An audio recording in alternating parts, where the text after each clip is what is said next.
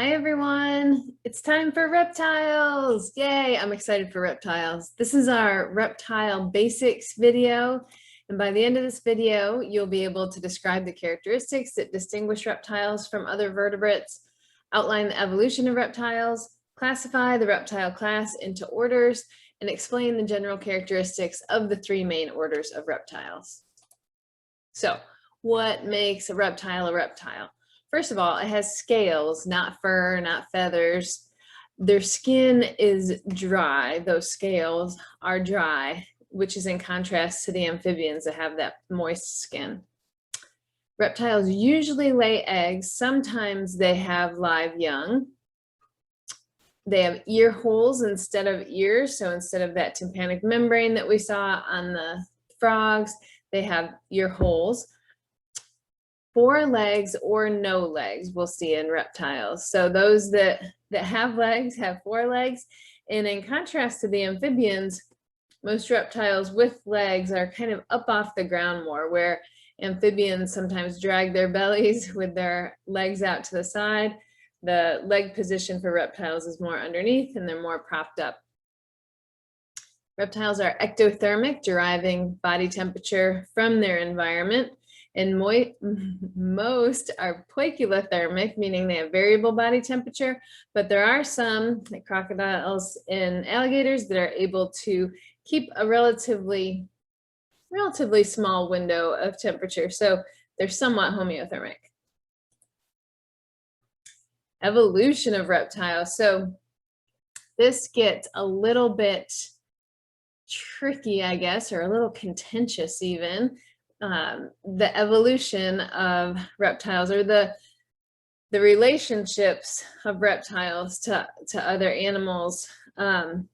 You can see here that this diagram is all amniotes. So amniotes represent reptiles, birds, and mammals. So the way that they're named is for the amniotic egg, right? And so reptiles and birds have this amniotic egg where a developing embryo is encased in an egg much more complex than a fish egg or an amphibian egg.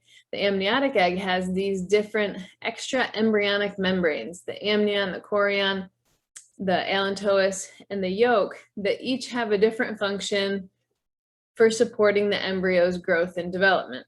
So that's a big step forward in evolution.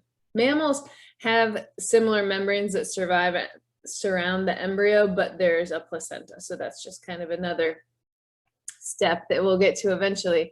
But these amniotes are kind of a big step in evolution, because it really helps the living on land component, right? So amphibians are still tied to water because their eggs, if they dry out, they don't survive. So this amniotic egg was a giant step forward in evolution, and it's something that connects all the rest of the vertebrates that we're going to talk about.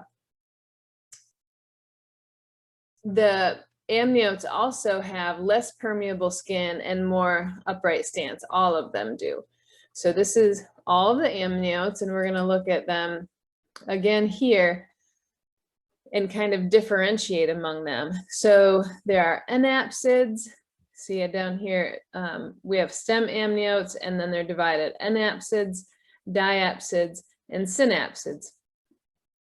The way that those are classified is basically by the skull of the animal. So anapsids, which are turtles, have no hole back here, this temporal fenestra it's called. The purple is a hole in the skull, and turtles don't have it, so they're anapsids. Then diapsids include birds and all the rest of the reptiles. Diapsids they have 2 holes back there, 2 temporal fenestra in their skull. And then synapsids are now the mammals. They have 1 hole. This urapsid is extinct now. So what's interesting though is you see that diapsids includes birds and snakes and lizards. Those are the extant members of diapsids. Anapsids, turtles, are less closely related to all of these guys. So birds are more closely related to crocodiles, lizards, and snakes than turtles are. So it causes some contention. Our state reptile is the eastern box turtle, and some herpetologists are annoyed at that because they're like, they're not really a reptile, like these are the real reptiles. So anyway, interesting evolution when we look at reptiles. So the way that reptiles are classified is into 4 different orders. All reptiles are in class Reptilia, and then the 4 orders are Testudines, which are turtles. Some are, there's sea turtles, there's aquatic turtles, there are terrestrial turtles. Order Crocodilia, crocodiles and alligators. Order Squamata, snakes and lizards. And so on our list, those 3 orders cover all the species on our list, but there's also an order called Tuatara. They're like living fossils, living dinosaurs. There's only 1 species. It's only in New Zealand, and they haven't changed in like hundreds of thousands of years, millions of years, maybe. So it's a pretty neat thing. It's not something that we'll really talk about much more, but if you want to look up the Tuataras, it's something interesting. Let's go through each of the orders. So the turtle order, order Testudines, they are the ones with a shell, right? They have a box-like shell. There's an upper side of the shell and a lower side of the shell. The dorsal shell, so remember dorsal is the back, that's the carapace. The ventral, so the belly side, is the plastron, and I think of it like they carry the carapace on their back, the plastron is plastered on their belly. The carapace is actually a fusion of vertebrae and ribs with the dermal bones. And so the carapace is part of the turtle skeleton, which is pretty neat. The shell is covered with scutes.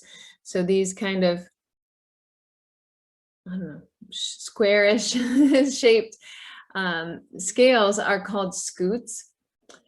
Turtles are long-lived. Some can live more than 100 years. They do not have teeth, but they have a sharp beak. Sometimes it's a little bit serrated even, and that's called the tomium. Most turtles are omnivores. Order Crocodilia includes alligators and crocodiles. These are large, semi-aquatic, so they need to be near water, but they spend time on land too. Their body plan has not changed in 75 million years. They have a characteristic long, flattened snout and a strong, laterally compressed tail. So flattened from the sides, like a keeled tail, which indicates to us they live in water, right? And they are carnivorous. Order Squamata are the lizards and snakes. This is the largest order of reptiles with over 6,000 species. They periodically shed their skin, so maybe you found a snake skin before. Lizards don't shed it quite as smoothly as a snake. They look like they're just shedding. They'll just shed pieces at a time. This is a very diverse order. There's diversity in size, diversity in diet, habitat, diversity in ways they reproduce. So we'll get into all that later, but just kind of an overview here of what Squamata is. So now make sure that you have some notes and have a good handle on the characteristics that distinguish reptiles from other vertebrates, that you can outline the evolution, as weird as it is, classify the reptiles into the different orders, and explain the general characteristics of each order. All right, you ready for some trivia? So, what's the only species in the world, the only animal species, the only vertebrate species for sure, I keep getting smaller, whose scientific name is exactly the same as its common name? So, like there's bison, which is the bison, but we don't call the bison.